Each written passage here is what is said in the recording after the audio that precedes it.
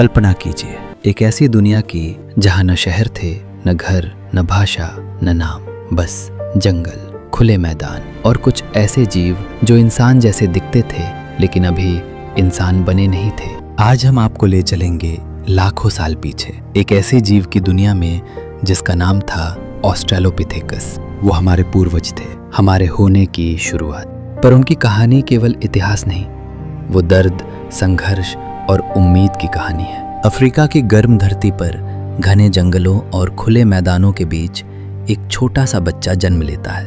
उसका शरीर छोटा है, दिमाग सीमित, पर आंखों में चमक है, जैसे वो इस दुनिया को समझना चाहता हो। उसकी माँ उसे अपनी बाहों में समेटती है। उसके लिए कोई पालना नहीं, कोई कंबल नहीं, सिर्फ माँ का सीना और गर्म सांसें। लेकिन जंगल दयालु नहीं होता, हर दिन खतरा है, हर रात डर है। और फिर भी माँ अपने बच्चे को बचाती है, अपने शरीर से ढकती है, अपने प्राणों की परवाह किए बिना। यहीं से शुरू होती है इंसान बनने की कहानी। ऑस्ट्रेलोपिथेकस का जीवन आसान नहीं था। हर दिन एक परीक्षा था, कभी फल मिलते, कभी सूखी जड़ें, कभी कुछ नहीं। उसकी छोटी टोली घंटों भटकती रहती, खाने की तलाश में, पानी की खोज में और मौत से बचने में। भूख से पेट जलता है, पर वो हार नहीं मानते। वो चलते रहता है, चलते रहता है, क्योंकि रुकने का मतलब मौत। एक दिन टोली का एक बच्चा फिसल कर गिर जाता है। उसके पैर से खून बह रहा है, वो रोता है। जंगल उसकी आवाज सुनता है, पर कोई जानवर उसकी मदद नहीं करता। लेकिन एक और ऑस्ट्रेलोपिथेकस आगे आता है। वो झुकता है, अपने हाथ से उसे उठाता है और उसे अपनी पीठ का सहारा देता है। ये पहला कदम था सहानुभूति का। यही वो क्षण था जब जंगल में पहली बार हम की भावना पैदा हुई। यहीं से मानवता की शुरुआत हुई। रात उतर चुकी है, आसमान पर सितारे हैं, लेकिन जमीन पर मौत घूम रही है। घास में हलचल होती है, आंखें चमकती हैं। एक शिकारी पास आ रहा है।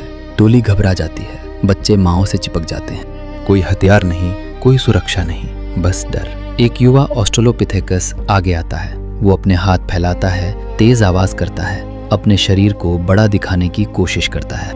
वो जानता है शायद वो मारा जाएगा, लेकिन अगर वो पीछे हटा तो बच्चे नहीं बचेंगे। शिकारी कुछ पल रुकता है और फिर पीछे हट जाता है। वो जीवित बच गए। उस रात पहली बार किसी ने अपनी जान जोखिम में डालकर दूसरों की रक्षा की। उस समय आग नहीं थी, कोई गर्मी नहीं, कोई रोशनी नहीं, कोई पकाया हुआ खाना नहीं। सर्द रातें हड्डियां जमा देती थी, अंधकार डर पैदा करता था। पर वो एक दूसरे के पास बैठते थे, एक दूसरे की गर्मी लेते थे, डर को साझा करते थे। यही साझापन भविष्य की नींव बना। एक दिन टोली की एक बुजुर्ग माँ चलते चलते गिर जाती है। उसका शरीर थक चुका है, उसकी आंखों में डर नहीं, बस शांति है। उसका बच्चा पास आता है, वो उसे हिलाता है, वो आवाज करता है, लेकिन माँ अब नहीं उठती। टोली के सदस्य उसके चारों ओर खड़े होते हैं, कोई उसे छोड़कर आगे नहीं बढ़ता। वो वहीं रुकते हैं, कुछ देर तक चुपचाप। ये पहला शोक था, ये पहला दुख था, ये पहली बार था जब किसी की मौत को सिर्फ छोड़ नहीं दिया गया। वो महसूस कर रहे थे, वो समझ रहे थे, वो इंसान बन रहे थे। लाखों साल बीत गए, ऑस्ट्रेलोपिथेकस बदलते गए। धीरे धीरे उनसे नए रूप निकले, होमो हैबिलिस, होमो इरेक्टस और फिर हम। लेकिन आज भी जब आप किसी की मदद करते हैं, जब आप किसी बच्चे को बचाते हैं, जब आप किसी माँ को याद करते हैं, तो कहीं ना कहीं आपके भीतर ऑस्ट्रेलोपिथेकस जिंदा है।